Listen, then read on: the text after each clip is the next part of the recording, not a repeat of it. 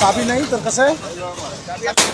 হ্যাঁ, মহাসড়কে হাতুড় দিয়ে তালা ভাঙছে পুলিশ। কেন তা জানা যাবে একটু পরেই। পিকআপের তালা ভেঙে দেখা গেল প্লাস্টিকে মোড়ানো গাজার স্তূপ। এত মাদক দেখে চক্ষু চড়ক গাছ পুলিশের। যদিও তথ্য ছিল বড় চালান পার হতে পারে এই সড়কেই। পুলিশের দেওয়া খবরে জানা গেছে তথ্য পাওয়ার মাত্র ২০ মিনিটের মধ্যেই মাঠে নামে তাজহাট থানা পুলিশ। নেতৃত্ব দেন রংপুর মেট্রোপলিটন পুলিশের অপরাধ বিভাগের এডিসি উৎপল কুমার রায়। এই অভিযান থেকে ১২০ কেজি গাঁজাসহ গাড়ি চালক আব্দুল হামিদকে গ্রেফতার করে পুলিশ। এ সময় নম্বর প্লেটবিহীন কাভার্ড ভ্যান জব্দ করে তাছাড় থানায় নিয়ে আসে পুলিশ। গ্রেফতার ওই চালক কুড়িগ্রাম জেলার ধনীগাগলা গ্রামের আজগর আলীর ছেলে।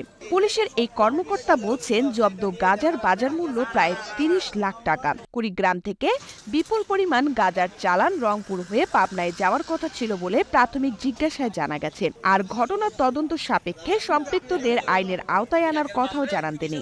জানা গেছে, কুড়িগ্রাম ও লালমনিরহাটের কারবারিরা মাদক পাচারের জন্য রংপুরকে প্রধান রুট হিসেবে ব্যবহার করছে। গোপন সংবাদের ভিত্তিতে আমরা জানতে পারি যে একটি ছোট মিনি কাভার্ড ভ্যানে করে বিপুল সংখ্যক মাদক নিয়ে একটি ট্রাক কুড়িগ্রাম থেকে রংপুরকে ব্যবহার করে দেশের অন্যত্র যাচ্ছে।